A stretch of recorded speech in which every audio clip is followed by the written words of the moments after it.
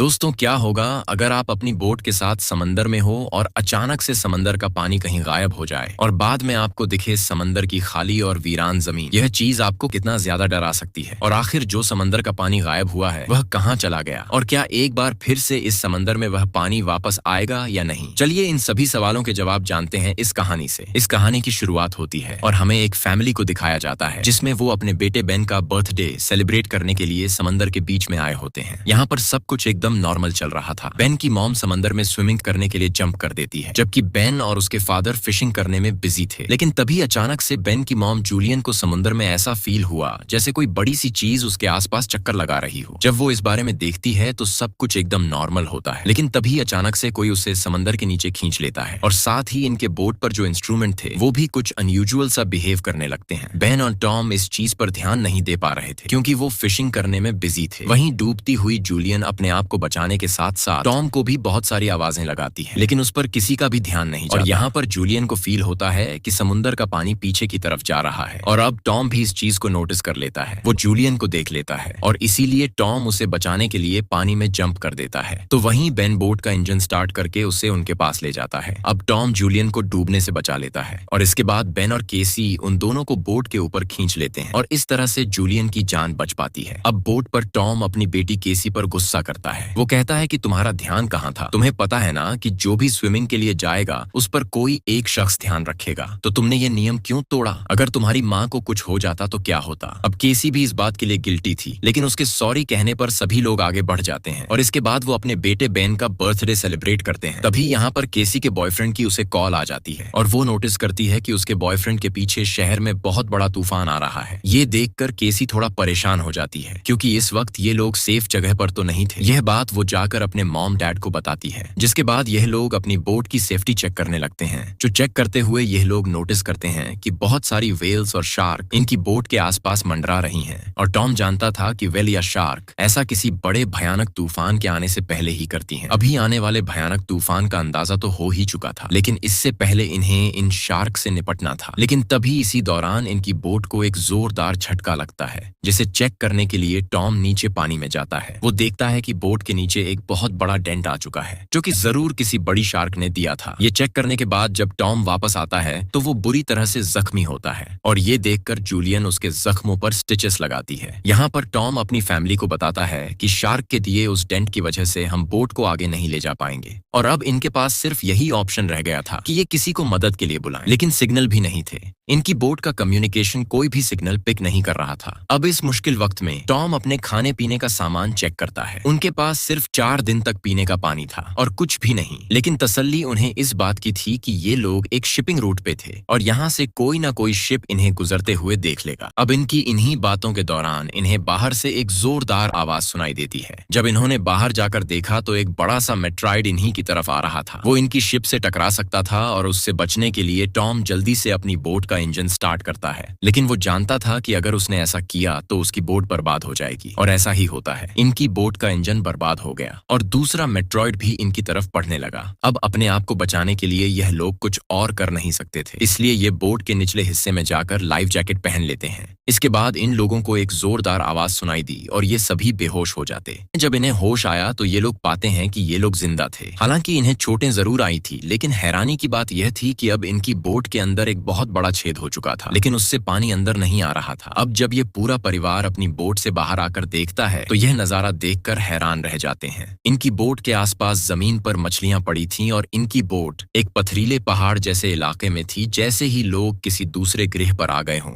यह जगह पूरी तरह से बदल चुकी थी। जहां कल रात तक पानी था वो जगह अब ऊंचे ऊंचे पहाड़ों और गड्ढों की तरह दिख रही थी। अब टॉम जल्दी से अपना कंपास निकालता है और डायरेक्शन देखने लगता है और वो समझ जाता है कि जरूर जमीन के साथ कुछ गड़बड़ हुई है। जमीन के पोल चेंज हो गए हैं। नॉर्थ पोल की जगह साउथ पोल आ गया, जबकि साउथ पोल की जगह नॉर्थ चला गया था और इसलिए जहां पर पहले लोग बसते थे जमीन थी, समंदर का सारा पानी वहां पर चला गया था। एक और भयानक बात टॉम ने इन्हें यह बताई कि इस सब के बीच जो इंसान जिंदा जमीन पर थे वो सब मारे गए होंगे। अब केसी इस बात से बहुत ज्यादा डर जाती है। वो अपने आप को केबिन में बंद कर लेती है। खैर, अब जूलियन यहाँ पर अपने बचे कुचे खाने को इकट्ठा करने लगती है और टॉम सारे बर्थडे के बैलून हवा में उड़ाता है ताकि अगर कोई जिंदा हो तो उन्हें देख ले। इसके बाद टॉम रेडियो के जरिए किसी से कांटेक्ट करने की कोशिश करता है। उम्मीद तो उसे यह थी कि सामने से कोई रिस्पॉन्स नहीं आएगा, लेकिन हैरानी की बात थी कि उसे रिस्पॉन्स मिलता है। यह रिस्पॉन्स उसे एक कैप्टन ने दिया था और वह भी समंदर के शिफ्ट होने की कहानी जानता था, क्योंकि वो भी टॉम की फैमिली की तरह अपनी सबमरीन में था। कैप्टन टॉम को बताते हैं कि अर्थ के जो पोल चेंज हुए हैं वह तकरीबन एक हफ्ते में फिर से अपनी जगह वापस आ जाएंगे, यानी कि एक हफ्ते बाद समंदर वापस अपनी जगह पर आएगा और उस वक्त इसकी लहरें बहुत खतरनाक होंगी। इसलिए कैप्टन टॉम से कहता है कि तुम कोई ऊंची सी जगह देखो और वहां पर चले जाओ, क्योंकि वहां पर तुम्हारे बचने के चांसेस ज्यादा होंगे। यह बात सुनते ही जूलियन फौरन अपने बच्चों से पैकिंग करने के लिए कहती है। टॉम कैप्टन से बोलता है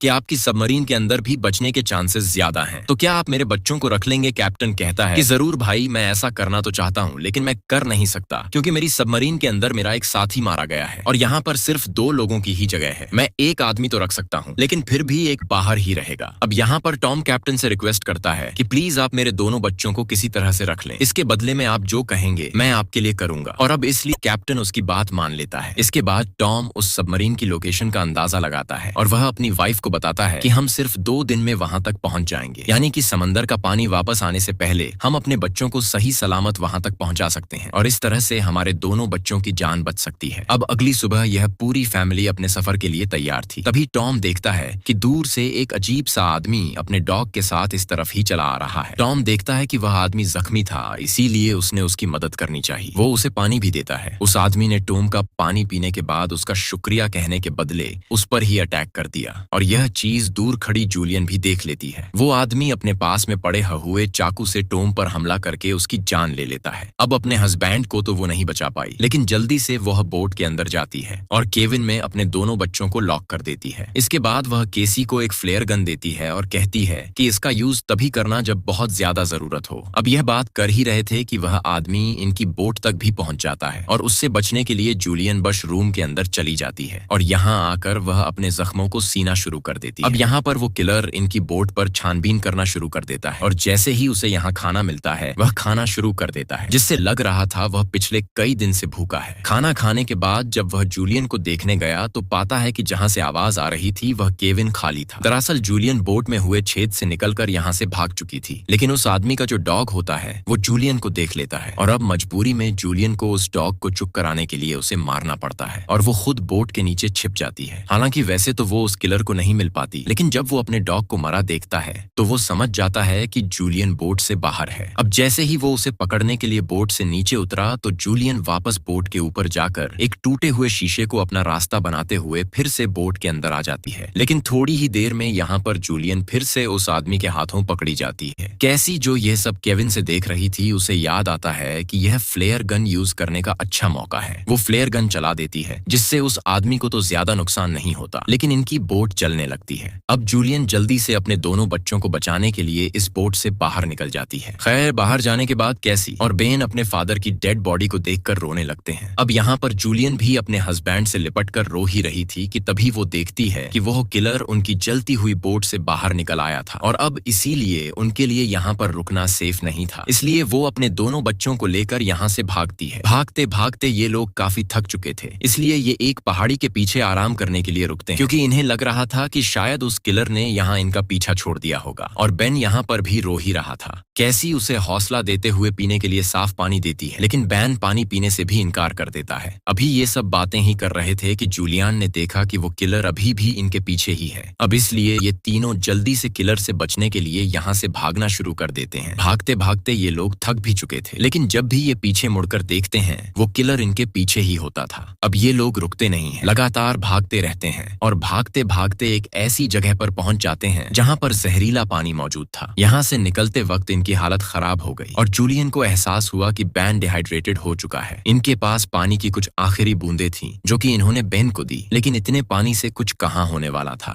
जूलियन के कहने पर इन लोगों ने फिर से चलना शुरू किया और आगे बढ़ने पर इन्हें एक प्लेन दिखाई दिया जो कि काफी सालों पहले तबाह होकर समंदर में गिर गया होगा। ये लोग उस प्लेन के अंदर छिप जाते हैं और जूलियन एक आखिरी बार अपनी फैमिली फोटो देखती है जो कि इन्होंने कल रात ली थी। इस फोटो को देखकर सभी लोग टॉम को याद कर रहे थे। रात काफी हो चुकी थी और यह लोग थक भी चुके थे और कैसी और बेन सो चुके थे, लेकिन जूलियन बेचैन थी। वो प्लेन से बाहर आ जाती है, लेकिन वो पाती है कि रात के अंधेरे में भी किलर ने इनका पीछा करना नहीं छोड़ा था। किलर भी इसे देख चुका था। यहाँ पर जूलियन सोने की एक्टिंग करती है और जैसे ही किलर इसके करीब आता है यह उस पर अटैक कर देती है। और इस बार जूलियन गुस्से में थी। वो उस पर इतने हमले, इतनी स्टेप करती है कि उसकी इस बार जान ले लेती है। अब अगली सुबह जब ये उठे तो देखते हैं कि किलर की बॉडी बहुत बुरी हालत में थी, जिससे इन लोगों को अंदाजा हो गया कि यह खाली समंदर भी बहुत खतरनाक है। खैर, अब इन्हें वहां तक पहुंचना था जहां पर वो कैप्टन की सबमरीन थी। बाहर जाकर जब उसने देखा तो बहुत सारे केकड़े इन्हीं की तरफ बढ़ रहे थे, जिनसे बचने के लिए इन्होंने भागना शुरू किया और दूर इन्हें एक बहुत बड़ी शिप नजर आई। ये एक कार्गो शिप थी जिसके अंदर बहुत सारे कंटेनर्स भी थे। इन कंटेनर में ही बहुत सारे लोग ने पनाह ली हुई थी। इन तीनों को देखते ही वो सभी लोग एक कंटेनर में जाकर खुद को अंदर लॉक कर लेते हैं और जूलियन कंटेनर के पास जाकर गिड़गिड़ाने लगती है। वो दरवाजा खोलने की भीख मांगती है। केकड़े की एक बड़ी भयानक सेना इनके पीछे थी। अब उनसे बचने के लिए जूलियन और उसके दोनों बच्चे कंटेनर के ऊपर चढ़ गए। अब जूलियन जैसे ही ऊपर चढ़ती है, क्रेब उसे काट लेता है, लेकिन वो किसी तरह से उसे हटाकर ऊपर चढ़ जाती है। अब केसी अपने जख्म को अपने स्कार्फ से बांध लेती है, जिसके बाद वो बेहोश हो जाती है। जिसके बाद केसी और बेन देखते हैं कि वो क्रैब्स उस कंटेनर को काटते हुए उसके अंदर चले गए और उसके अंदर मौजूद उन लोगों पर इन केकड़ों ने हमला कर दिया। अब वो लोग अपने पास मौजूद हथियारों से इन केकड़ को मारने की कोशिश तो करते हैं, लेकिन केकड़ों की तादाद ज्यादा थी। ये लोग उनके सामने नहीं टिक पाते। खैर, अब अगली सुबह जूलियन को होश आया, लेकिन तभी दूर से उसे केसी और बेन आते हुए दिखाई दिए, जो कि दरअसल खाने और हथियारों की तलाश में गए थे। खैर, अब यहाँ पर वो केकड़े भी नहीं थे क्योंकि वो आगे जा चुके थे। अब ये देखकर जूलियन की जान में जान आती है। खैर, अब इसके बाद जूलियन उस कैप्टन से कांटेक्ट करती है, जिस पर वो बताता है कि मेरे ऊपर भी सी क्रिएचर ने अटैक कर दिया है, मैं तुम्हारी मदद नहीं कर सकता। और साथ ही वो जूलियन को यह भी बताता है कि अब समंदर का पानी वापस फिर से अपनी जगह पर आने वाला है और इसीलिए तो ये समुद्री क्रिएचर फिर से यहाँ वापस आ गए हैं। वहीं अब इन लोगों को यह भी नहीं पता था कि उस सबमरीन तक जाने के लिए इन्हें कौन सी डायरेक्शन में जाना है, क्योंकि सारी भागदौड़ में इनका मैप भी कहीं गिर गया था। इसलिए कैप्टन अपनी फ्लेयर गन से हवा में फायर करता है और बैन उसे देख लेता है। ये लोग अब तेजी से सबमरीन की तरफ बढ़ने लगते हैं, लेकिन अब इन्हें वहां तक पहुंचना नामुमकिन लगने लगा, क्योंकि वहां पहुंचने तक इन्हें एक टॉक्सिक वेस्ट से गुजरना पड़ता